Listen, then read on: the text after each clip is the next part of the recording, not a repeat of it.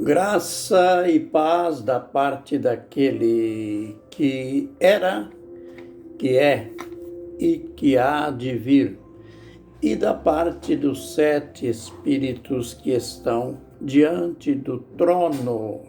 Apocalipse capítulo 1, verso 4. A gente chega para mais um vídeo dentro de nossa série Gotinhas da Verdade, falando sobre a visão dos 4 animais, estudando profundamente a palavra profética, estabelecendo aquela ligação, a ligação natural entre o livro de Apocalipse e o livro de Daniel, pois as profecias de Daniel, ou seja, inseridas no livro de Daniel, elas têm concordância total, cumprimento naquilo que está no Apocalipse referente ao tempo do fim. Estamos analisando o verso 25 do capítulo 7 de Daniel. Proferirá palavras contra o Altíssimo, magoará os santos do Altíssimo. É claro que é uma referência ao chifre pequeno, do qual Daniel ficou curioso quando ele teve a visão, porque este chifre tinha 2 olhos como de homem e uma boca que proferia palavras insolentes. E dado a sua pergunta, veio a resposta de modo claro. E a gente já aprendeu que este verso é uma referência direta às primeiras ações, às primeiras atividades do anticristo, da besta, pois é o que o chifre pequeno simboliza. Então, a gente já estudou sobre a primeira parte. Proferirá palavras contra o Altíssimo. E estamos estudando a segunda parte. Magoará os santos. Olha, é bom a gente dar um retrocesso, isto é, voltar no tempo e saber que os cristãos, que o povo de Deus sempre foi alvo de oposição, de perseguição.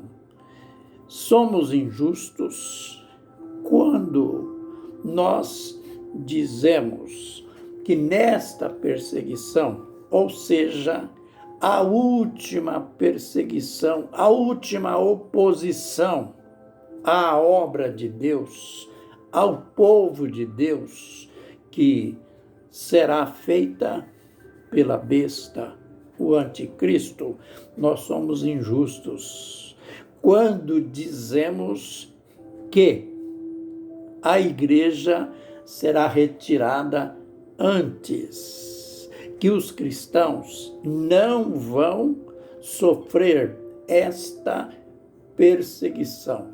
Esta percepção, esta crença, ela é injusta em relação aos demais servos de Deus do passado. Será o que nós temos diferenciado deste povo? Por que eles tiveram que sofrer? Por que eles sofreram perseguições? E nós não. Nós seremos retirados antes. Que absurdo!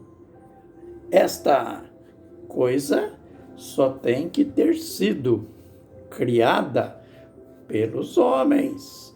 Note bem, vamos começar dos apóstolos. Os apóstolos sofreram perseguições, prisões, morte. A história mostra que, com exceção do apóstolo João, que teve morte natural, os demais, todos eles passaram pelo martírio. Note bem que situação, que oposição que enfrentaram estes homens. Temos a história, o martírio de Estevão, sofreu o apedrejamento, depois deixando a era apostólica.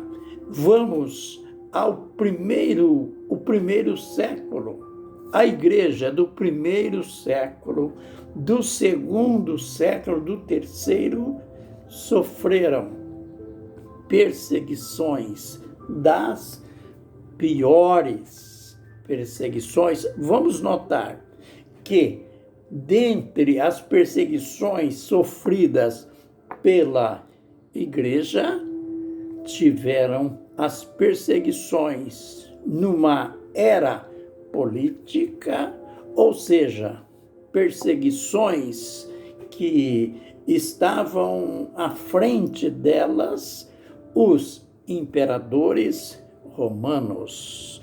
Mais tarde, iremos ver, vieram as perseguições religiosas, mas vamos lembrar de que esse período, os 3 primeiros séculos, foram horrendos, foram de sofrimento, tortura e morte pela Igreja de Deus.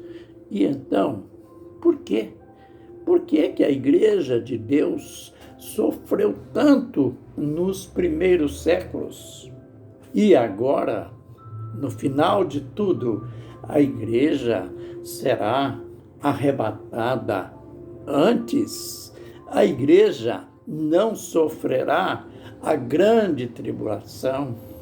Olha, os textos bíblicos, as profecias mostram diferente. Os fatos históricos comprovam aquilo que as profecias disseram.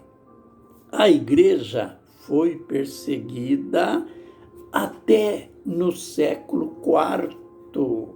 Foi o imperador Constantino que deu a libertação. Aliás, assinou o decreto chamado o Edito de Milão, no ano 312, cujo decreto dizia que a partir daquela data os cristãos não seriam mais perseguidos. Mas até ali as atrocidades foram horrendas.